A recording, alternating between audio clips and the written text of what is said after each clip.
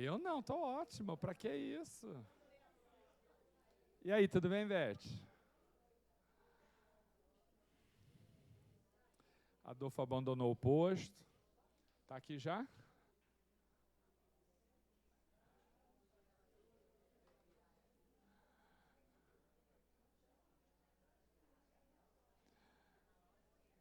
E aí, Guilherme, a gente consegue já passar isso ou tem que esperar? Ah, é porque eu tenho que ligar, tem que avisar a pessoa que tem que ligar antes de usar, né? É meio básico, né? Ô, Jesus. Mas continua não indo, Gui. Ah, agora foi. Fui eu que mexi? Foi você? Ah, agora tá indo, agora foi. Agora foi. Brigadão.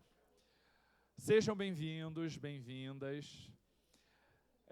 Laura não vem hoje, porque Laura tá na folia, tá se jogando. Laura tá na folia. Você gostou, amor? Você gostou? Eu já conheci o seu perfil. Você fala muito, mas faz pouco, assim, sabe? Já tô de olho em você. Você tipo que fala, mas não vão ver nada.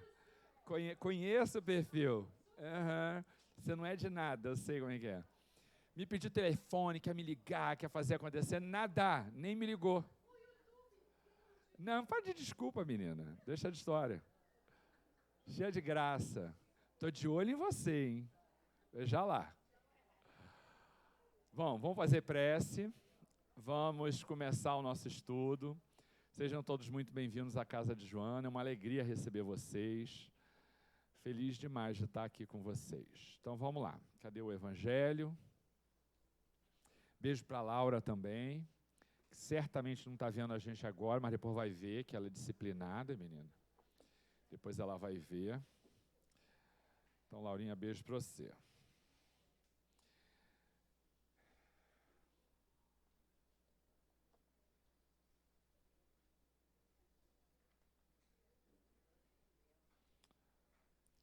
A gente está no meio do negócio. O homem do mundo, o homem feliz, que por uma palavra chocante, uma coisa ligeira, despreza a vida que lhe veio de Deus, despreza a vida do seu semelhante, que só pertence a Deus, esse é 100 vezes mais culpado do que o miserável que, impelido pela cupidez, se introduz numa habitação para roubar e matar os que se opõem aos seus desígnios. Este último é quase sempre uma criatura sem educação, com noções imperfeitas do bem e do mal, ao passo que o duelista pertence quase sempre a uma classe mais esclarecida. Um mata brutalmente, enquanto o outro age com método e com polidez, o que faz com que a sociedade o desculpe. Acrescentarei mesmo que o duelista é infinitamente mais culpado do que aquele infeliz que, cedendo a um sentimento de vingança, mata num momento de exasperação. O duelista não tem como desculpa o arrebatamento da paixão, porque entre o insulto e a reparação, ele sempre dispõe de tempo para refletir. Age, portanto, friamente e com desígnio de premeditação. Tudo é calculado e estudado para matar com mais segurança o seu adversário. É certo que também expõe a vida, e é isso que reabilita o duelo aos olhos do mundo, que nele, então, só vê um ato de coragem e de desprezo à própria vida. Mas a coragem por parte daquele que está seguro de si, o duelo, resquício dos tempos da barbárie em que o direito do mais forte constituía a lei, desaparecerá por efeito de uma melhor apreciação do verdadeiro ponto de honra e à medida que o homem for depositando fé mais viva na vida futura. Alguma coisa eu li errado aqui. Bom, Santo Agostinho, Bordeaux, 1861. É engraçado que a gente vai falar hoje de um conteúdo bem mais específico, né? A questão de Moisés e tal. E aí eu pensei esses dias, que trecho do Evangelho que normalmente sai muito próximo, né? não tem assim um trecho muito claro, e eu não lembrava. E realmente, a gente vai falar da constituição da lei moral, da lei civil, e olha como sai exatamente uma reflexão no mesmo sentido, que eu nem me lembrava do trecho. É engraçado como eles conseguem, né? Os duelos hoje são diferentes, né? São de outra natureza. Esse daqui a gente já superou de uma forma geral, né? É isso. Então, que bom. Feliz pela convicção da presença espiritual dos mentores que orientam a casa. Mestre amoroso, queremos te agradecer em primeiro lugar a oportunidade de estarmos aqui reunidos em família espiritual, junto dos nossos, das nossas afinidades. Mas lembramos também que junto das afinidades estão conosco também os desafios, aqueles que constituem, sejam desafetos, sejam inclinações morais que precisamos superar. Então pedimos a Ti, da mesma forma, que nos guie, nos inspire, para que cada um de nós, diante dos desafios cotidianos, possa superar aquilo que ainda não conseguiu vencer. Que a máxima de sermos hoje melhores do que ontem e amanhã melhores do que hoje possa ser uma constante nas nossas vidas. Acolha também, Senhor, todos aqueles que sofrem nos dois planos da vida, que chegam a esta casa, muitas das vezes em momentos de grande aflição. Tu, que conheces infinitamente o mais profundo do nosso âmago, do nosso sentimento, da nossa psique, fazei com que saiamos, como é de fato que acontece, fortalecidos, revigorados, cheios de esperança para novas fases de uma vida cada vez melhor que está por vir.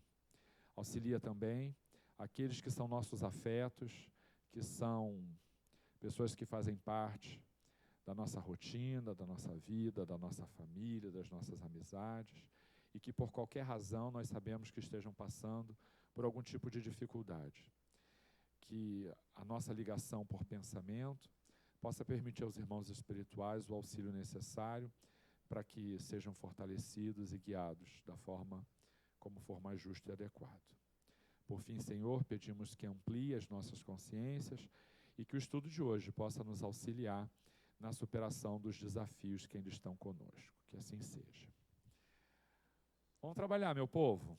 Olha, hoje a gente tem como tema o primeiro texto, efetivamente, do Evangelho, que ainda tem um tanto assim de introdução, ainda tem cara, está começando o curso, né? Não vim destruir a lei. A gente vai usar o próprio Evangelho, é claro, o nosso livro, o nosso guia de sequência do curso. Nós vamos, como também já prometido, fazer algumas coisas, tirar alguns trechos do Jesus e o Evangelho à luz da psicologia profunda, de Joana de Ângeles, e tem algumas coisas que a Laura colocou, porque quem faz essas coisas assim e tal, sabe? É a Laura. A Laura é que tem a arte, o brilho, o cuidado de preparar para vocês, porque eu estou na fase assim mais... Não, rebelde não. Não seja malcriada. Não seja malcriada. Rebelde não. Eu estou mais... que é tanta coisa que a gente não dá conta. A gente não dá conta, juro para vocês que não dá conta. E como no rol das prioridades está também cuidar da gente mesmo agora, né? Fica puxado, menina. Às vezes de madrugada estou lá fazendo as coisas. Fala, Beth, desabafa. Ainda tem isso que eu estou lavando, passando e cozinhando, né? E tal. Mentira, comida pronta, máquina de lavar, doidado lá. Não, mas tem que cuidar, né? Tem que fazer as coisas. E dá trabalho, você sabe que dá trabalho, né? Dá trabalho, menina. Estou desabafando, assim, aproveitando, né? Que trabalho que dá, né? Você acha que é largar lá na máquina e não sei o que e tal? Não, muito trabalho, muito trabalho. Então, não tô podendo. E Laura, não é? Olha como é que essa mulherada fala, viu isso? Olha isso. Fala muito, eu provoco, né? Dou o start, vocês começam a falar. E a gente ali tem o material que a Laura produziu com alguns trechos também de internet. Essas são as nossas fontes. Bom, olha só. O capítulo já disse, o nome não vim destruir a lei. Laura selecionou esse trecho, né, que está lá no Evangelho de Mateus. A gente vai ler para começar. Não penseis que eu tenha vindo destruir a lei ou os profetas. Eu não vim destruí-los. Eu vim cumpri-los.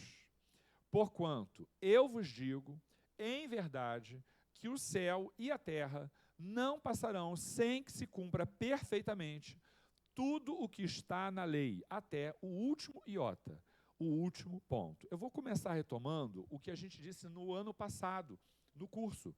Porque lá no curso, no Transição Planetária, a gente disse, discutimos muito como é que funciona essa questão da transição, porque as pessoas têm uma pressa, né, uma coisa de tudo acontecer, tudo chegar, e a gente dizia, gente, a gente guarda ainda muito passivo de momentos anteriores, de vidas anteriores, e até um passivo coletivo que tem a ver com questões que a gente precisa superar em definitivo. O processo de mudança exige que a gente treine um pouco, que a gente ensaie algumas coisas que não fazem parte da nossa realidade. O indivíduo que tem determinados hábitos, ditos nocivos do ponto de vista social, né, e que deseja superar aquela condição e começa a viver companhias diferentes, lugares diferentes e coisa do gênero, ele se sente bem numa nova condição, numa nova atmosfera, numa nova sintonia.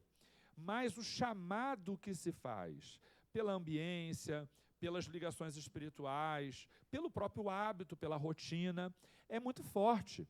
É muito difícil, não é que a gente não tenha na história pessoas que fizeram transformações singulares e que naquele momento, de uma forma definitiva, mudaram o rumo da sua existência. Isso pode acontecer.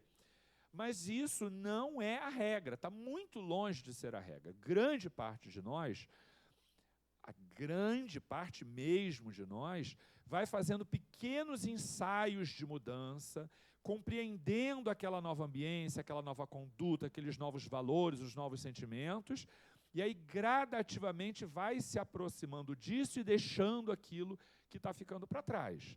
Essa é a regra do processo transformador do indivíduo comum que deseja, à luz da doutrina, transformar a própria existência.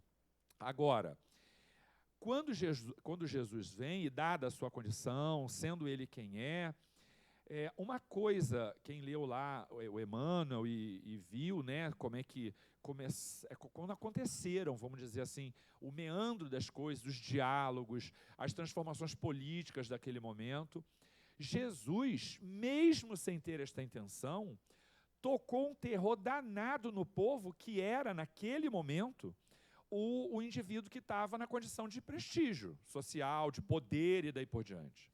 Porque toda pessoa extraordinária constitui de maneira inerente à sua própria condição uma ameaça para aquele que se põe na condição de poder. Não é difícil a gente entender isso, né?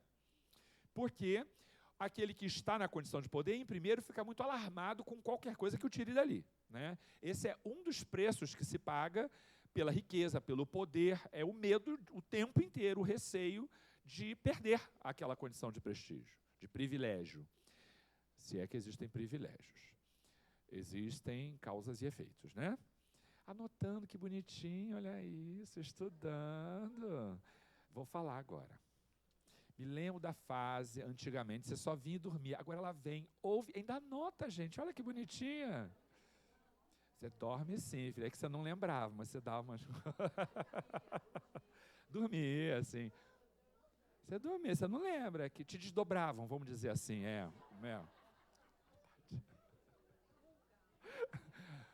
Não, cá também é brincadeira. Mas bonitinha, estou adorando você nessa nova fase. Leve, tá linda você. Tá bonita ela, além de tudo. Parabéns, tá? Entenderam o raciocínio? Então, olha só. Ele tinha essa coisa mesmo de constituir uma ameaça natural. Por quê? Não porque ele desejou, não porque Jesus tinha algum plano nesse sentido. Ele fala, o processo de transformação importante que Jesus fez não exigia uma desestruturação do status quo, daquilo que existia. Em outro sentido, sim, né? Jesus desestruturou uma série de coisas, mas do ponto de vista das estruturas sociais e tal, Não foi esse o grande projeto de Jesus. Jesus não quis tirar ninguém do poder, porque, afinal de contas, se alguém reencarna na condição de poder, é porque ele está naquele lugar porque precisa. Jesus não vem para tirar ninguém do poder, para desbancar ninguém de qualquer condição social de prestígio. Aliás, isso não era da convicção pessoal de Jesus. Ele conhece, como nós também hoje já temos condições de conhecer, que essas condições são cíclicas. E cíclicas dentro da mesma encarnação, porque às vezes o indivíduo está e não está mais depois, né? A gente via também como é que era a tomada de poder. Emmanuel traz isso com muita clareza, as disputas políticas e tal, e que, vamos concordar, não é assim, na sua essência, tão diferente das coisas que a gente vê hoje na mesma seara. E aí, ele começar, eu acho, o Evangelho, né, com essa reflexão é muito importante. Assim, eu não estou vindo destruir nada, ainda que a lei de destruição seja uma lei natural, e ainda que ela seja, não raro, necessária para grandes transformações, ninguém constrói nada longe do amor. A grande mensagem de Jesus, não é à toa que ele sustentou isso em todos os momentos, o grande mandamento que eu venho não só representar e divulgar, mas também praticar, é o mandamento do amor. Seria incompatível, não vou nem dizer incompatível, seria estranho e de menor credibilidade ao longo da história que alguém viesse pregar o amor e por onde passasse saísse destruindo tudo que está posto. Então, quando ele diz, não vim destruir a lei, ele de alguma maneira está fazendo um chamado. Olha, eu chamei todo mundo para o espetáculo na semana passada, Wagner, e você não veio. Alguém foi? Foi ver o Wagner? O Wagner que eu falei na semana passada. O Wagner está lá atrás. Vem para cá para frente, Wagner. Venha. Vem, Wagner. Aparece, homem de Deus. Ah, foram?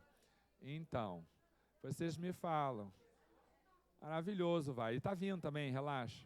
Sentar aqui na frente, vai. Aqui na primeira fila, vem. Afinal de contas, a primeira fila é sempre... Olá, meu querido, boa tarde. Afinal de contas, a primeira fila é sempre a fila mais perigosa, né, Wagner? Wagner, turma Wagner. Foi? Isso. Foi, né? Isso aí. Seja bem-vindo, Wagner. Não deixei você quieto, né? Meninos, então, vamos refletir sobre isso. É muito importante que a gente compreenda que a proposta de Jesus ela é mais no campo da transformação interior do que propriamente daquela transformação. Porque, gente, vamos concordar, se a gente transforma a mente e o coração de uma criatura, tocando-a pelo amor, pelo esclarecimento, as transformações de fora vão acontecer por um movimento natural do próprio indivíduo. Essas transformações que vêm de fora para dentro, que são motivadas pela força, que vêm transformadas pela pressão, né, que o indivíduo transforma mesmo sem querer, a gente já falou sobre isso. Ele transforma e destransforma, né? Ele faz um movimento que não tem outro jeito e daqui a pouco retorna à sua condição anterior. Tem também a sua vantagem, porque ele experimenta coisas que não eram, né, familiares. Isso sempre deixa alguma coisinha, mas não é a transformação definitiva. Então, essa é uma mensagem importante e a gente precisa, para entender e contextualizar essa discussão, isso também foi uma questão que a Laura levantou, discutir as 3 revelações que estão lá, né, na codificação. A gente já viu isso quando estudamos o Livro dos Espíritos, e é importante a gente entender como essa sequência das 3 revelações também ajuda a gente a entender que a transformação que Jesus busca é diferente daquela que os contemporâneos daquele momento esperavam que fosse. Bom, a primeira grande revelação se deu com Moisés. A gente já viu isso, quem fez lá nos anos anteriores o Livro dos Espíritos. E essa revelação que Moisés trouxe tem nos 10 mandamentos, eu diria, o locus singular, o lugar de preferência onde está reunido, onde a gente encontra essa contribuição de Moisés. A gente precisa entender que Moisés, naquele momento, estava orientando, guiando, contribuindo com uma sociedade bem atrasada do ponto de vista moral, ainda com questões muito simples de relação social para ser tratada. A gente tinha ali uma legislação que vigorava ainda de maneira predominante, muito violenta, pautada quase exclusivamente na vingança. A lei de Talião era a que todo mundo conhece, olho por olho, dente por dente. A ideia da vingança predominante, da violência, né, era o que predominava naquele momento, e a gente precisava superar essa condição. Porém, não sei se vocês vão entender o que eu estou falando ou se vocês vão achar que tem algum resquício de preconceito na minha fala. Espero que não. Mas pessoas muito endurecidas do ponto de vista moral, e até que têm uma vida muito difícil, que está na rua, que está numa condição de pobreza extrema. O amor é indispensável, né? Como se diz, quando você estiver em contato com uma alma humana, reconheça nela apenas uma alma humana. Mas o tratamento muito gentil, muito dócil, ele às vezes não alcança o mesmo benefício do que aquele que é um pouco mais enérgico, para aquele que está numa condição de muita dureza. Por quê? Porque é um pouco inevitável que esse contato com a violência, com a pobreza, com a fome, com a miséria extrema, coloca uma espécie de carapaça no indivíduo que não o sensibiliza de uma maneira muito aguda à doçura. Fora a própria suspeita inerente do indivíduo do que aquilo ali representa, porque se ele está naquela condição, é porque ele não encontrou alguém que com essa mesma doçura o ajudasse a ter uma vida menos dura, menos dura. Então, fruto de tudo isso, ter energia não é violência, não é agressividade, mas ter energia é indispensável em alguns momentos para tirar as pessoas de uma condição um pouco mais extrema de dificuldades. E aí a gente tem que pensar que Moisés era um homem que guiava um povo absolutamente rude, duro, inclusive nos hábitos. E a lei que Moisés impõe, a proposta de Moisés, era um tanto quanto questões moralizadoras, para superar aquele status predominante de violência, de vingança, e também um tanto de questões que garantiam a sobrevivência daquele povo. Questões como lavar as mãos antes das refeições, que não tem nada a ver com conduta moral, mas tem a ver com a garantia de que aquela população sobreviverá às intempéries de doenças e de crises nessa seara, porque, afinal de contas, ele era um condutor daquela coletividade e precisava também se preocupar com isso. E aí, se a gente observar que hoje existem pessoas que vêm ainda com uma conduta muito rude, pessoas ainda muito embrutecidas mesmo do ponto de vista moral, elas se afinam muito mais com religiões de que tipo? Como a doutrina espírita que diz assim, eu estou aqui para te esclarecer, mas, querido, você tem livre-arbítrio, faça o que você quiser. Não. Essas são pessoas que precisam daquilo que eu chamo de religiões de cabresto, que leva ali rentinho. Não pode isso, não pode aquilo, se fizer não sei o quê, vai para o inferno. Não sei.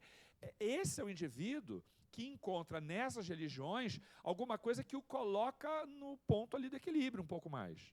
Porque ele precisa dessa força, dessa energia daquele que vai dizer o que ele precisa fazer. Porque ele não tem ainda a autonomia suficiente para fazer escolhas. A grande parte de nós ainda não tem, né? Então, quem é que vai criticar um negócio desse? Bom, desabafei. Deixa eu explicar. Moisés tem alguma coisa que é, sim, uma contribuição em relação àquilo que vigorava naquele momento. Porém, ele ainda não veio fazer uma transformação pelo amor. Quem veio fazer isso foi Jesus. O amor e o perdão, por conta desse contexto, são indispensáveis. E aí, quando você pega os mandamentos, a gente já vai ver, que a Laura botou lá também, a gente vai ter uma mudança de paradigma, mesmo. Jesus, tudo bem, são 3 revelações, isso, aquilo, mas não tem jeito. Jesus é o homem magnífico que fez uma grande mudança de paradigma no comportamento humano. Tanto que é quem é, ficou como ficou, a gente o conhece como tal. E uma coisa importante que a gente precisa reconhecer é que Jesus não valorizou tanto, ainda que no Evangelho a gente encontre sim, essa questão mais vinculada ao aspecto da lei civil. Jesus não teve uma grande preocupação quanto aos hábitos e tal, tanto que ele senta à mesa sem lavar as mãos e é criticado por isso, tanto que ele critica o hábito de apedrejar pessoas em que a lei autorizava que se praticasse isso como pena. Ele foi um pouco avesso à reprodução mecânica, automática e refletida dos hábitos que não faziam muito sentido. O próprio hábito de lavar as mãos, que foi uma imposição da lei mosaica, é uma coisa que a gente precisa refletir, porque até hoje isso é um hábito saudável. Jesus não estava dizendo não lavem as mãos, ele está dizendo a podridão maior que você pode conduzir para dentro de você não é aquela que você conduz com a sua mão, é aquela que você conduz com o seu pensamento. É porque às vezes precisa ter um choque para que alguns ensinamentos venham, né? E o fato de desrespeitar, nesse sentido, não observar momentaneamente a lei para trazer uma reflexão, do ponto de vista retórico, útil. Do ponto de vista da construção e da aceitação do discurso, muito útil. Mas o grande trabalho de Jesus já não foi mais, como Moisés o fez, discutir a lei civil, que a gente vai ver daqui a pouco que Moisés fez. E aí, depois disso, vem Kardec como codificador da doutrina espírita, fazendo a terceira grande revelação, que foi prometida por Jesus, como a gente já falou até. Ele prometeu que viria alguém depois, o Espírito de Verdade, fazer esse movimento de esclarecimento do que ainda não dava para ser feito naquele momento. A gente tem ali Moisés, aproximadamente 1500 a.C., Jesus como marco zero dessa transformação toda, e o próprio Kardec em 1804. E aí, a gente observa nesse contexto que a gente estava falando, que a lei de Moisés tem dois momentos muito marcados. A parte que emana de Deus, que tem esse aspecto moralizado, e que é imutável no sentido de que o que está ali é bom, o que está ali é útil, né? Mas a gente vem refinando isso com o tempo.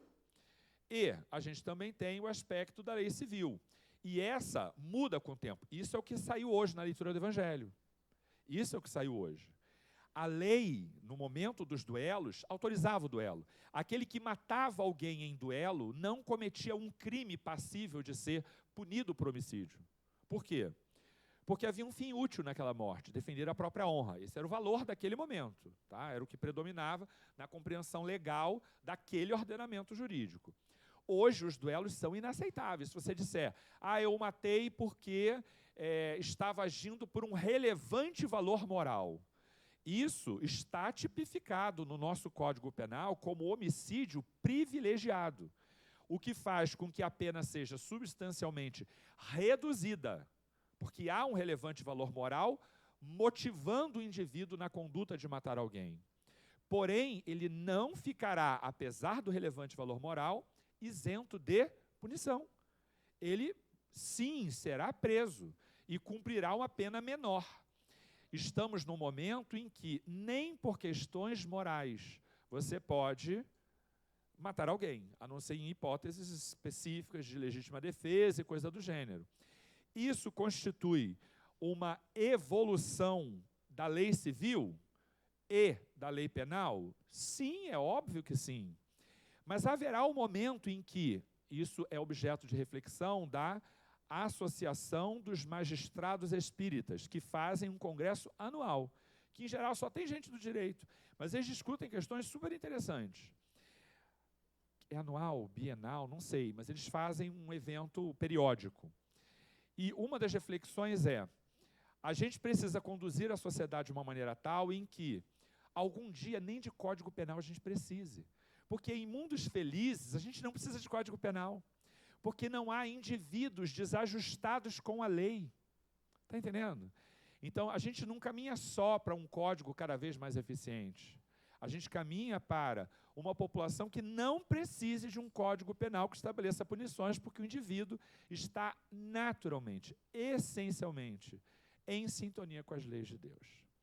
Está longe ainda, tá? A gente tem que fazer muita reforma de código penal até a gente chegar a essa condição, ok?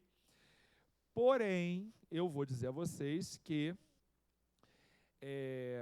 quando Jesus vem fazer essa transformação, a gente precisa reconhecer que Jesus tem uma sintonia muito grande com aquilo que Moisés iniciou como trabalho. Tanto quanto antes de Moisés vieram outros, não é à toa que quase todos eles fazem referência explícita aos profetas e tal, que vieram antes.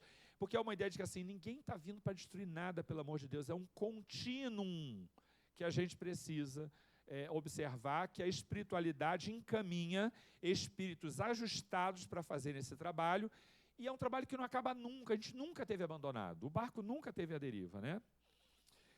E a Laura também lembra que neste momento de Moisés, como eu também disse antes, a sombra era o que predominava. Os impulsos automáticos, inconscientes, faziam este homem embrutecido daquela época. Joana de Ângeles vai falar, e a gente também já disse isso na aula passada, que o trabalho de Jesus era difícil, não é só porque ele veio mudar paradigmas, é porque ele enfrentava não só as sombras individuais de cada um que passava pelo seu caminho, mas também a sombra coletiva.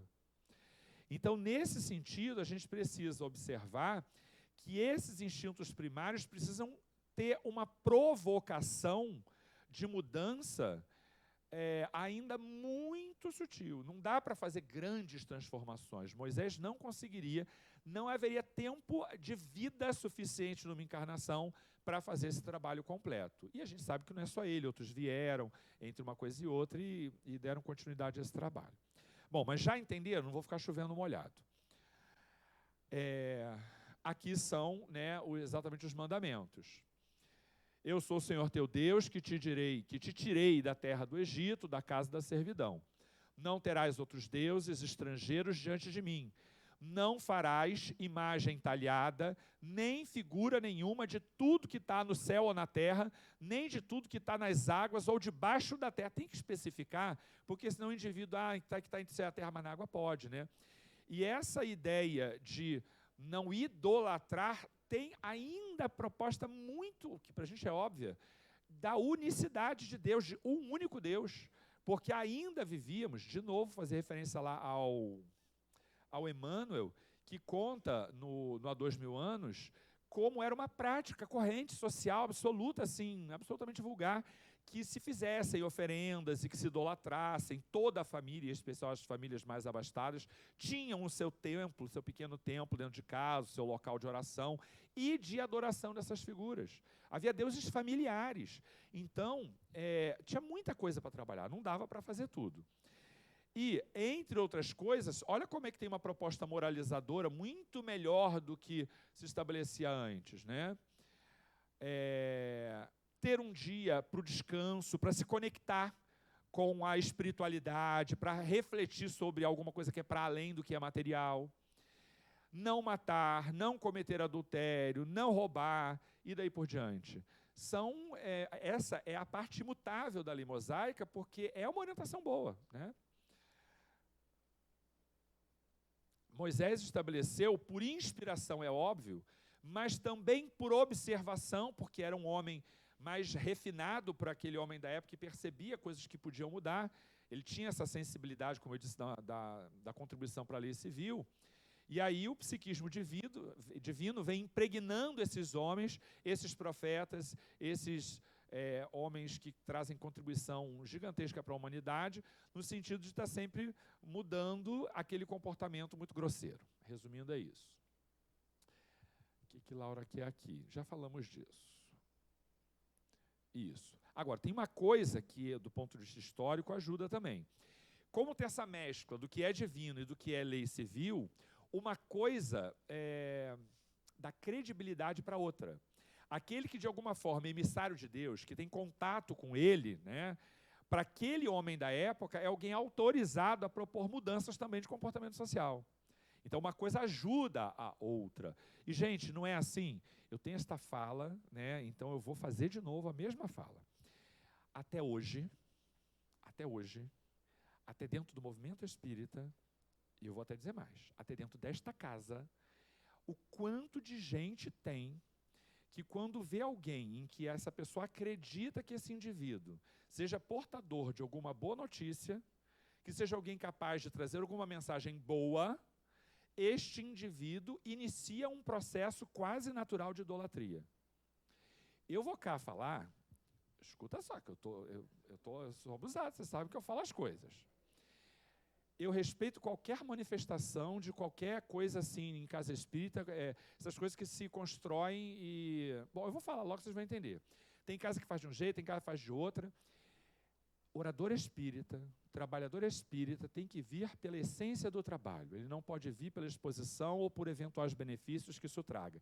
Então, não entra na minha cabeça alguém ser aplaudido porque ele veio falar aqui em cima. Eu tenho essa dificuldade. Vocês todos, é um hábito que não existia, que veio sendo construído. Eu Nelson, não estou falando pela casa, não estou falando por ninguém, estou falando por mim. Eu não gosto da ideia do aplauso. Tem casa que não aplaude, mas aí joga energia, não sei o quê. Tem mais coisas. Gente, eu respeito todas as manifestações, juro. Vou só dizer uma coisa para vocês. A gente sabe que não precisa bater palma. E a gente sabe que não precisa sacudir a mão. Você quer dar alguma coisa para alguém, você faz o quê? Você agradece a Deus pela contribuição que aquela pessoa fez na tua vida. Acabou. Acabou. Então, gente, até hoje, as pessoas fazem o movimento da idolatria. Entenderam o que eu falei? Ou eu preciso esmiuçar, explicar? Não precisa esmiuçar, né?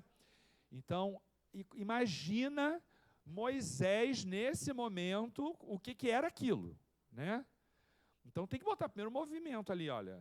Bota aí no topo, rapaz. Que não pode idolatrar, não sei o quê. Porque ter a ideia de Deus único é um norte. Porque enquanto a gente tem a ideia do politeísmo, tem muitas referências e cada um vai se afinando com o que está lá na sua essência. É o primeiro grande movimento, na minha opinião. Então, está lá, primeiro mandamento e tal. E a ideia deste contato, e Moisés foi um grande médium. Por tudo que a gente observa, Moisés é um grande médium. E a gente faz com que, esse fato faz com que traga credibilidade. Credibilidade para aquilo que Moisés propunha. Bom, dito isso, quando Jesus vem, a segunda revelação tem um outro refinamento, mas também já é um outro homem. Mas ainda é um homem que crucifica pessoas em praça pública.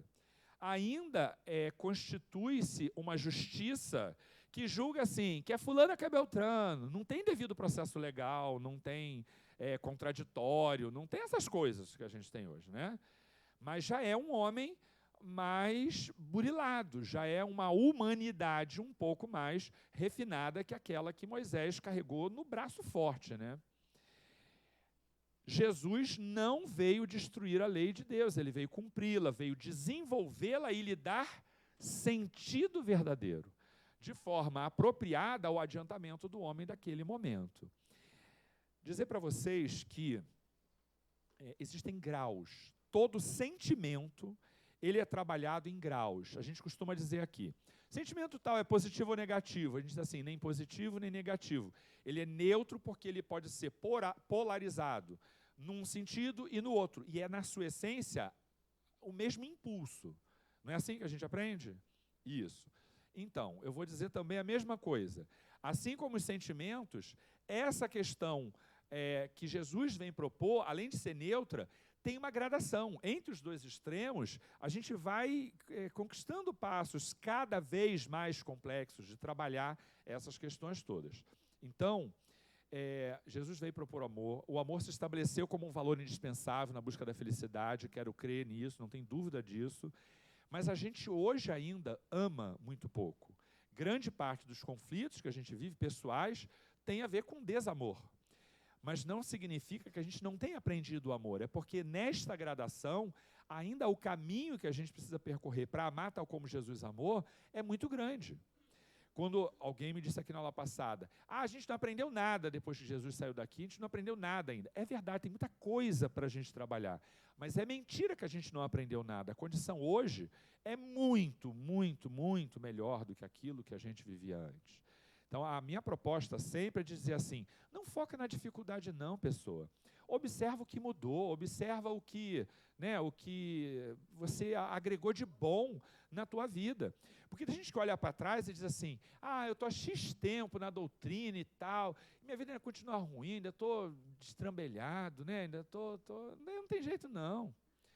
É porque está olhando para as dificuldades que ainda vive, não olha para o tanto de coisa que você conquistou.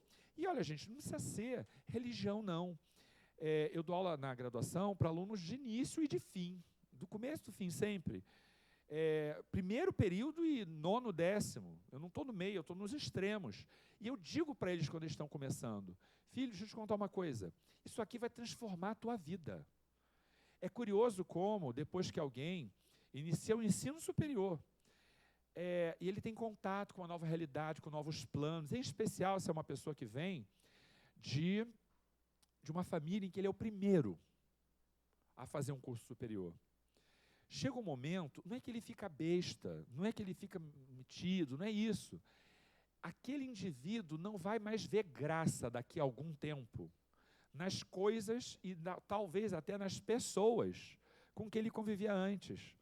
Não é desprezo ou se sentir superior, é porque ele não vai mais ver graça em fazer aquelas mesmas coisas. E lá para frente, ele vai ser diferente. Eu os vejo chegando ao final e digo para eles, nossa, como você está diferente. Porque eu lembro das pessoas assim, eu lembro de nome, mas eu lembro, né? É outro. A gente vê assim, inteligente no sentido de um raciocínio mais aguçado, mais cuidadoso com a roupa que veste, a maneira como... Você vê um menino de primeiro período, se bobear, ele abre as pernas, joga em cima da outra cadeira, solta um arroto no meio da aula. Não, estou brincando. Assim, ele faz umas coisas que... Né, e fala junto, ri, não sei o quê. Bom, aí você diz assim, eu não tenho problema com essas coisas. Uma das discussões, vou te contar, das discussões atuais, na reunião de professores esse semestre, é se a gente vai ou não vai proibir o uso do celular na sala de aula. Eu só deixo conversar, deixo falar e tudo. Gente, se estressa o que for, vai proibir, vai isso, aquilo. Quem é que vai deixar de usar celular? Né? Não vai, está entendendo? Não vai. Então, eu digo assim, deixa o celular tocar, deixa o menino sair para atender, deixa ele. Porque daqui a pouco, ele próprio não vai mais fazer isso. E é papel de quem entra no início aprender a lidar com isso, porque também é aquele que se propõe a lidar com gente e não consegue entender que alguém está saindo para atender um telefone. É uma falta de respeito com o professor sair no meio da aula. Querido, nem teu filho te escuta até o final. Para de mentir. Vai dizer que você para de falar, teu filho espera 3 segundos para ele virar as costas e sair. Vai para o inferno. Mentiroso. Não faz isso. Aí tu não consegue em casa, vai ver que teu aluno... então deixa de hipocrisia. Quem entra no início tem que entender que o menino vem um ogro. E no final está mais príncipezinho. É assim que funciona. Não aguenta o tranco, vai dar aula lá no final do curso. Deixa que a gente dá o resto aqui no início. Não sei se... Não é à toa que metade realmente não dá conta, porque vê que os outros vão transformando, ele não acompanha, acha aquilo muito chato, né? Que tem gente que vai para a faculdade só para fumar maconha. Não, é verdade. Porque ser universitário tem aí um status e tal, um glamour que é bonitinho e tal. Bom, e o que isso tem a ver com o que a gente está falando? Tem tudo a ver, porque eu quero te dizer o seguinte, quando você está inserido num meio em que a transformação global vai acontecendo, você tem 2 opções, amigo. Ou acompanhar ou saltar do barco. Como o barco da vida não dá para saltar dele, a não ser com muita consequência negativa, não é? Ou a gente acompanha ou a gente acompanha. Outros acompanham mais devagarzinho e tal, mas as coisas vão se ajustando. E esse movimento é, ao mesmo tempo, singular e coletivo. Singular e coletivo, uma coisa vai puxando a outra. Coloca o indivíduo melhorzinho dentro de uma família e vê se aquela família não melhora. Aqui no Ceará, você conhece isso, não adianta às vezes a gente pegar o pai, a gente dá palestra 50 vezes para ele, ensina, não sei o quê, pede, blá, blá, blá, ele volta para casa e faz tudo igual ele está acostumado.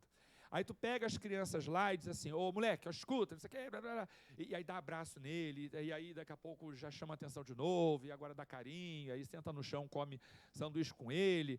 Esse menino volta, ele não faz a transformação de um dia para o outro, mas ele vai transformando aos poucos. E daqui a pouco, ele está botando o pai e a mãe na linha. É verdade ou mentira? Né? Quem vê aqui sabe como é que é. Trabalhou, o pai não deu certo, vai para a criança e bota a criança para fazer o trabalho em casa. Até porque você fala uma vez da semana no ouvido dele. Né? A criança fica azucrinando o pai e a mãe lá o dia inteiro, repetindo aquele negócio. Né? Fala que são ousados mesmo, falam as coisas, então acontece. E isso é um movimento global. Quando o Estado, lá atrás, fez uma publicidade gigantesca a favor do desarmamento, não sei se vocês lembram, a primeira estratégia de sedução para o indivíduo se desarmar foi oferecer valor pela arma que ele tem em casa. Né? Chegar a entregar uma coisa que ele comprou, ninguém quer, né? Ele vai vender, ele pode até não querer mais para ele, mas ele vai vender para alguém, não quero mais para a minha vida, mas ele vende, porque ele vai ganhar. Então, ele paga, o Estado paga por isso. A quantidade de entrega de armas foi ínfima. O que eles entregaram, aquelas que estavam em casa que não funcionam mais, que não prestavam para... Ninguém mais queria comprar, eles vão lá e entregam, porque ainda ganham dinheiro ali. Mas não entrega para o Estado em troca de dinheiro. Aí o que o Estado fez para começar a dar certo? E hoje a gente tem... não vou discutir essa questão do desarmamento do ponto de vista, né, sociopolítico. O que eu quero falar é o seguinte: o que trouxe algum resultado de política pública para o desarmamento? Quando eles começaram a fazer campanhas de esclarecimento voltadas para as mulheres. Mãe, olha só, seu filho tem uma arma em casa, faça ele entregar, porque senão você pode perder o teu filho por conta disso. Ô, fulana, teu marido, você conhece o ímpeto dele, né? Ele é, né, assim, aquela magia que a gente conhece, aquela criatura, né? Então, assim, imagina se ele está com a cabeça quente e tem uma arma do lado dele. Então, as campanhas começaram a trabalhar as mulheres, para elas movimentarem os homens no sentido da entrega. Gente, quando você coloca uma mulher para falar no ouvido de um homem, com todo respeito, fala sério. Quando você bota uma mulher para falar no ouvido de um homem, e ela vai convicta de conseguir aquilo que ela quer, ele desiste, não é nem por vontade, não. Ele joga a toalha. Eu tô exagerando? Quando uma mulher quer definitivamente alguma coisa, e ela investe, ele não tem outra saída. Não tem, o indivíduo vai ter que fazer. Que confusão você está fazendo, menina? Você vê que a pessoa, né, quando deve, né, começa a ficar nervosa e jogar coisa no chão, né? Você quer falar, filha? Fala para mim. Você é do tipo que fala no ouvido do marido? Não, né? Não? Até parece. Não nega a tua essência. Aceitava muito? Difícil, hein? Chama ele para a gente perguntar para ele. Já morreu, então chama também, não tem problema. Já morreu. Qual isso? Para a gente aqui não é problema, né? A gente chama também. Deixa lá, né? Vocês veem.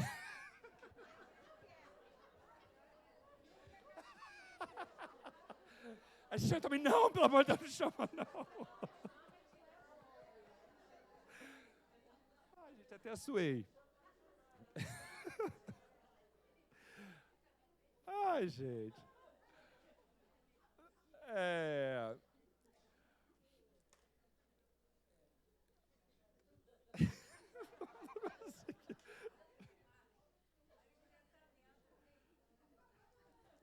Deixa eu me aprumar, né?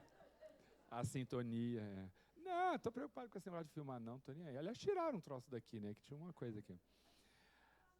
Gente, um grande passo na transformação do indivíduo é ele reconhecer que ele precisa ir para além do que a matéria lhe proporciona enxergar pelo olho. A grande transformação do indivíduo tem a ver com ele perceber que ele tem que fazer investimentos para a vida futura. Como quer que seja, tá?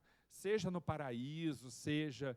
Enquanto ele não entende que ele precisa, porque a mudança moral é muito dificultosa, né? Exige um movimento interno muito grande. Se ele olha para o entorno e não vê vantagem naquilo, ele segue igual. Então, ele precisa reconhecer a vida futura. E quando Jesus traz um reino dos céus, que não é um reino dos céus aleatório, injusto, imotivado, ele fala do mérito da transformação, isso tem um poder gigantesco de modificação do indivíduo. Cada um, e vocês vejam que esse movimento ele é ao mesmo tempo social, é ao mesmo tempo político, é ao mesmo tempo cultural, mas é psicológico.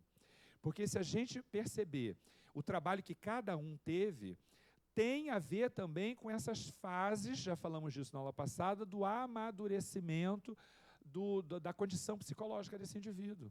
Então, tudo vem no momento certo, a espiritualidade não faz nada de improviso. E essa questão da imortalidade da alma, investir nisso, é fundamental para alguém que propõe o amor. Porque a gente sabe como é até hoje. Se a gente investe demais no amor, só esperando o retorno imediato, a gente dá com a cara na porta, não dá? A gente tem que entender que esse investimento no amor, na sublimação dos relacionamentos e no bem-estar do outro pelo bem-estar, né, o ajudar pelo ajudar, sem interesses, tem a ver com o cultivo que a gente faz de vida futura, porque senão a gente acha que não vale a pena. E esse é o trecho, né, que motivou lá o título. Não penseis que vim destruir a lei e os profetas, mas dar-lhe cumprimento. Eu vos digo em verdade que o céu e a terra não passarão antes que tudo que está na lei seja cumprido completamente. Até o último iota e o último ponto. Só para lembrar que é por isso que a gente não vai passar ao mundo de regeneração pleno enquanto a gente tiver questões que sejam inerentes a mundo de provas e de expiações. A gente vai cada vez mais dando esses passos, mas é um processo de transição em que, vamos lá, alguns de nós já não passam por dificuldades que outros passam. Só para dar um exemplo bobo, besta, mas eu acho que ele é singular do ponto de vista da concretização do raciocínio. Eu não sei vocês, quem aqui nunca foi roubado?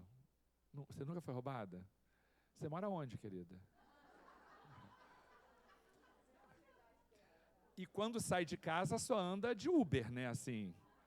Não, anda normal, tipo na rua, assim, mesmo, madrugada, noite, manhã, todo lugar, não sei o que, entra. Nunca foi roubada. Eu estava outro dia conversando com um aluno que foi roubado 21 vezes. 21. Tem gente que conta, não contava nunca um negócio desse, mas ele contou 21 vezes. E ele decora toda, a primeira vez, não sei o que, uma coisa assim, de conhecer o percurso do... É quase que chama também, né? Também tem isso. Mas eu quero dizer assim, ainda que você viva num mundo de provas e de expiações, numa cidade violenta, não significa que a violência necessariamente vai atravessar rotineiramente o teu caminho, não é? O povo que é de fora, que diz assim, Rio de Janeiro, isso aqui o povo adora, né? Mas aí tem sempre a ressalva. Mas eu tenho medo. É maravilhoso, mas eu tenho medo e tal. Eu digo, que tu tem medo de quê? Eu vou para tudo quanto é lugar. Eu ando de manhã, de tarde, de noite, de madrugada. Eu vou para aqui, vou para lá. Entro em comunidade, não sei o quê. Faz tudo isso. Não vou dizer que nunca foi roubado. Só foi roubado uma vez. E quando estava num lugar que nem era o lugar que o povo tem medo. Onde eu fui roubado, está todo mundo tranquilo ali. Tá? Então, isso não é uma questão de onde você está. Esse fator, é claro, tem lá o seu peso, mas não é onde eu estou. É o que eu vivo, é como eu vivo e o que eu preciso experimentar. Então, enquanto a gente está inserido num mundo de provas e de expiações, a gente vê as provas e a gente vê as expiações acontecerem. Mas vamos concordar que a pátria do Evangelho até que é bem aliviada de um monte de coisa, porque tem coisa que a gente vê pela televisão, a gente não tem dimensão do que é viver aquela experiência no dia a dia, e que acontece em um monte de lugar e aqui não tem. É ou não é? Não sei se é um pouco infantil a minha visão, mas eu ainda quero crer que cada nação, dada a sua condição, dada a sua necessidade, dada a sua história, experimenta coisas que sejam compatíveis com aquela necessidade coletiva, e nisso estão também experiências climatológicas, doenças, dificuldades com violência, guerras e tal. Não é assim que a gente aprende? Livro dos Espíritos. É assim. Então, está tudo aí no mundo, está tudo aí. Mas não fica, pelo amor de Deus, se ligando nesse negócio, antenado na violência, olhando televisão o dia inteiro, fazendo disso um motivo para você se limitar. Porque este argumento de isolamento pela violência, pela dificuldade de estar lá fora, isso é uma falácia, porque você só vai ter contato com a violência se você precisar. E digo mais, se você precisar, não precisa nem sair de casa, ela chegará dentro da tua casa. Por isso que eu não te chamar para fazer trilha. Você tem um bichinho pertinho de você, você está tensa, que você não está vendo nem mais o que está acontecendo aqui. Ele passou muito perto. Ele é aqui perto de mim, ó. Viu? Aqui, Francisco, viu? Aí essa criatura vai fazer trilha, o que que é? Ai, olha um bicho, não sei o quê. Vê um mico, fica com medo, parece até um leão. Tá bom. Então, meninos, percebam que a gente estabelece limitações para si com argumentos que não são adequados. Eu me lembro que certa vez um trabalhador badalado aí do movimento espírita foi convidado para fazer um encontro junto aos rancenianos. E ele fez aqueles segundos de reflexão passando pela sua mente. Eu tenho receio, porque vai que, né? Vai que. E aí a pessoa disse assim para ele: meu irmão, não tenha medo de você pegar a doença, porque estará em contato com esses irmãos que passam por esse sofrimento. Porque você não tem mais esse compromisso. Você não tem mais por que ter hanseníase nessa vida. Mas você tem o compromisso de falar para eles. E se você não o fizer, pode ser que algumas complicações lhe venham. Joana teve, em mais de uma vida, contato com os doentes. E não raro, nas suas vidas, morre, porque tem que morrer de algum jeito, né? De algum jeito o indivíduo tem que morrer. Ela morreu por conta da dedicação extrema que ela teve com os doentes. No México, ela morreu vitimada pela peste. É ou não é? Mas vamos nos lembrar também de que não foi assim. Eu comecei a trabalhar com o cuidado dos doentes e 2 semanas depois estava mal. Joana trabalhou anos em cuidado dos doentes, para aí então ser contaminado e morrer. Porque de algum jeito tem que morrer. A própria Madre Teresa trabalhou anos em cuidado com os doentes, com tudo quanto é tipo de gente, né? Não deixava de acolher ninguém que chegasse ali. Não tinha essa coisa do, a doença contagiosa, não sei o quê. Um fiapinho de gente, né? E ali, nada pegava ela. Jesus, gente, Jesus não adoeceu em momento nenhum, né? Tudo bem que são exemplos singulares, é verdade. Mas a regra é a mesma. A regra é a mesma. Só passa por aquela dificuldade o indivíduo que precisa. Eu tenho esse problema lá com a minha mãe, que não faz isso, não faz aquilo, tem medo de não sei o quê, não quer isso, não quer aquilo. A gente já está marcando de fazer uma viagem e tal. Vocês viram agora que tem um navio aí que teve um negócio do, sei lá o nome do vírus. Não é o corona, é a versão 2 do negócio, sei lá como é que é isso. Não teve um negócio de um navio com um monte de gente? No Japão? Foi no Japão também, né? Aí ela já dizendo, não quero mais viajar de navio. Eu digo, então fique que eu vou sozinho, não tem nenhum problema com isso, né? Vou eu deixar. Aí também o avião cai e você não viaja mais de avião, né? Aí aumenta a quantidade de acidentes na estrada no carnaval, não vou mais de... Aí eu fico em casa, vai tomar banho, né, que eu não vou fazer nada por mim. Vamos viver a vida, né? É ou não é? Mas com responsabilidade, hein, que vocês têm aí uma semana para fazerem tudo o que quiserem, tá? Depois uma vida inteira para resolver a encrenca.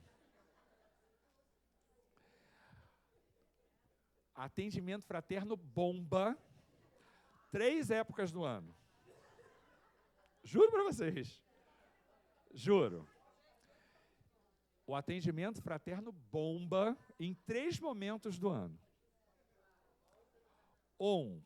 Na volta das férias, porque o indivíduo dá novembro e tal, ele sai para...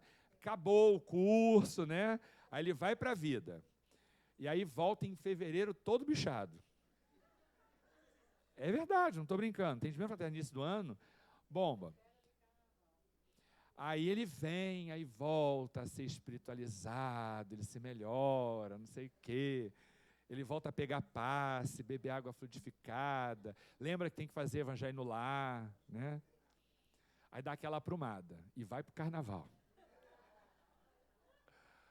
Aí tá realmente a fase ruim da vida do indivíduo, né? Carnaval é um negócio... Repara só, Carnaval, a gente sai daqui 2 da madrugada depois do carnaval. Não, no carnaval, digo depois, né? Atendimento fraterno vai até 2 da madrugada, fácil, na quarta-feira. Sério mesmo. Sério. Mesmo porque a encrenca é grande, não dá para resolver rápido. Depois é que é muita gente com encrenca. Muita gente com encrenca. A coisa é séria, sério mesmo. Então, vocês se aprumem aí, meninos. E o terceiro momento é perto das festas. Porque esse negócio de estar todo mundo naquela vibe da família, não sei o quê, não sei o quê, e o indivíduo não ter família, não ter, isso dá uma jogada do indivíduo no chão, assim, sabe? Porque ele vê todo mundo fazendo esse movimento, e se reconciliando, ele está largado, está sozinho, está infeliz, está não sei o quê. Isso dá uma jogada do indivíduo, assim, sabe? Sacode o indivíduo. E aí você vê que é ali para novembro, dezembro, é janeiro e fevereiro, março, é concentradinho. Olha que coisa curiosa. Aí depois o ano ele dá aquela, vai trabalhar, vai não sei o que e tal, e ele vai com a vida meio que normal, aí estrambelha no final. Cadê? Já falamos isso, a gente já falou. Isso é Joana. O ser humano compreendia que a amputação de um membro era uma medida de vingança e não de justiça. Mas era necessário, ele via aquilo como algo necessário. A reeducação passou a ser a medida própria para reabilitar esse infrator. A gente não tinha muito essa proposta da reabilitação. Quando a gente estuda lá no direito, a história do direito, a própria ideia de criança como a gente vê hoje, ser em desenvolvimento, um ser que precisa de cuidado, de um olhar especial, não existia. Cuidava-se da criança por outras razões. Cuidava-se da criança porque ele era um ser para quem o meu mercado de consumo interessa, cuidava das crianças porque ele é força de trabalho, cuidava-se da criança por outras razões, ou antes disso ainda, nem se cuidava de criança. Então, a gente vai vendo um progresso na maneira como as coisas vão sendo trabalhadas. E aí não tem jeito, chega uma hora que Kardec, já falamos de Jesus, tá? Cadê Kardec, meu Deus? Está aqui. Chega um momento em que Kardec vem trazer, vem dar um plus nessa discussão. E é importante a gente compreender que a ciência, já que a gente tem aí o tripé, né, ciência, religião e filosofia, ela vem trazer, assim como a religião naquela época era credibilidade, trazia credibilidade para as transformações sociais, porque o porta-voz de Deus tinha essa credibilidade. Hoje, pós-iluminismo, a ciência, de alguma forma, é quem traz credibilidade para as questões religiosas. Não importa quem puxa quem, mas é fato que, desde o início, a verdade não está nem numa perna, nem na outra perna, nem na outra perna. Ela está na totalidade, na condição integral que o homem consegue, a título de síntese, juntar tudo isso e perceber qual é o papel de cada uma dessas coisas. Perceber qual é o papel da ciência, mas que sozinha tem pouco valor. Qual é o papel da religião, mas que também sozinha tem lá as suas limitações. Qual é o papel da questão moral, filosófica, mas que também sozinha não faz o seu trabalho. Então, essa síntese só vem, de alguma forma, com a doutrina espírita, porque é o momento adequado.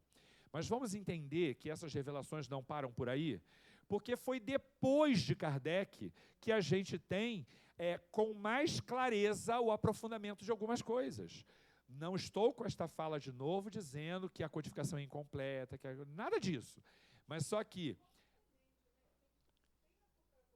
tem que ter o tempo da germinação, tem que ter o tempo da compreensão plena e a gente vai aperfeiçoando isso. E não tenham dúvida, chegará o momento em que a própria Joana fala sobre isso, em que o indivíduo já não vai estar mais voltado, do ponto de vista científico, para essa ciência que busca em Marte um norte para a sua existência.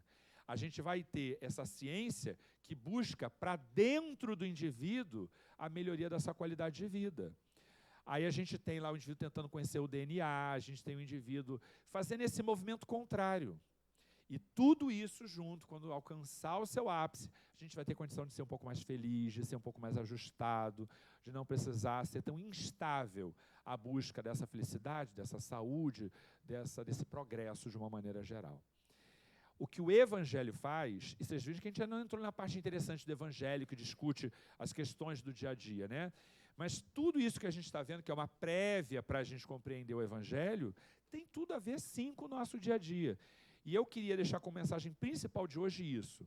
O indivíduo que faz o movimento da busca de uma melhor, que quer uma vida melhor, e tem uma trajetória dentro da doutrina espírita, olha para trás e não enxerga que ele está melhor, é porque está vendo essas transformações radicais. Existem transformações em todos os movimentos, de dentro para fora, de fora para dentro, coletiva, individual, sutil e mais simbólica. Não tem jeito. Querido, você está evoluindo. Acredita nesse negócio. Valoriza as suas conquistas. Não deixa ninguém desprestigiar as conquistas que você fez. Para de bobagem. Quantas pessoas chegam ao atendimento fraterno dizendo assim: eu vim porque eu não aguentava mais, mas eu nem me sinto digno de receber ajuda. Tem gente que fala isso, acredita num negócio desse? Eu venho porque não aguento mais, mas a pessoa não se sente merecedora de ser auxiliada. Eu estou bem na fase assim, eu sou ruim mesmo, sei que estou fazendo bobagem, mas estou aqui agora me ajuda aí, por favor, porque, né? Não pode fazer disso também uma constante, no sentido de suja para alguém limpar. Mas vamos também reconhecer que a gente tem fase para tudo nessa vida. Faz para tudo. E a gente também tem fase de aprender pela dor da licença. É uma escolha que o indivíduo pode fazer. Pode ou não pode fazer? Então pronto. E a doutrina espírita recebe esse indivíduo sim. Porque é uma das poucas religiões que reconhece que aquele que tem problemas, que enfim, tem responsabilidade por estar onde está, ele também merece e precisa ser ajudado. Por isso que nas doutrinas, em outras doutrinas, a gente tem a expulsão do indivíduo. A expulsão, acho que eu fiz um neologismo. Expulsa o indivíduo. A doutrina espírita esclarece e encaminha, não expulsa. Porque a gente aqui não recrimina qualquer conduta. A gente entende, responsabiliza e encaminha. Tudo bem? Aí, isso era a parte inicial para a gente fazer outra parte. Mas quando a Laura não está, não tem parte inicial, não tem parte final, tem eu solto. Então, Laura dá conta disso no próximo encontro. Que agora que a gente viu as 3 revelações, agora é que a gente entra no não vim destruir a lei. Aí a Laura reconstrói a lei na aula que vem. Tá? Nosso tempo acabou. A gente faz a prece, depois todo mundo sai para a gente se preparar para a palestra, tá bom? Que bom que vocês vieram. Feliz. Todo mundo assinou lá atrás? Não, assine, por favor, porque senão você ganha um obsessor na saída. Outra coisa, tá todo mundo inscrito? É rápido, chega ali, marca um xizinho, bota nome e telefone. É isso só, cadê Nelly? Sumiu, Nelly já saiu. É isso, é rápido, inscreve, meu povo, tá? Se inscreve. Então é isso, vamos fazer prece. Vamos buscar nos harmonizar. Vamos estabelecer essa ligação com os amigos espirituais. Vamos agradecer a Deus o dom da vida. Vamos agradecer a oportunidade de termos saúde para termos chegado aqui. Pode estar doendo alguma coisa, pode ter um problema aí qualquer para resolver, mas você pôde chegar. E tem muita gente que não consegue sequer nesse momento levantar da cama.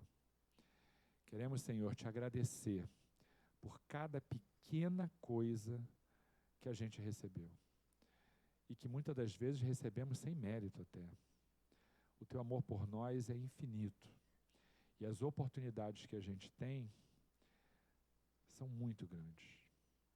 Agradecidos que somos, precisamos também reconhecer que as nossas transformações muitas das vezes demoram, porque a nossa resistência é grande. Te pedimos que fortaleça a nossa coragem para que a gente possa fazer esse movimento. O movimento da transformação, do reconhecimento, mas também que possamos nos empoderar de coragem para vivermos as experiências que a gente deseja e sofrer as consequências dessa escolha como estratégia evolutiva. Mas sabemos, antes de tudo, que tu estás no comando e que tudo que nos acontece é justo. Obrigado, Senhor, por nos trazer esses esclarecimentos. Graças a Deus. Beijo.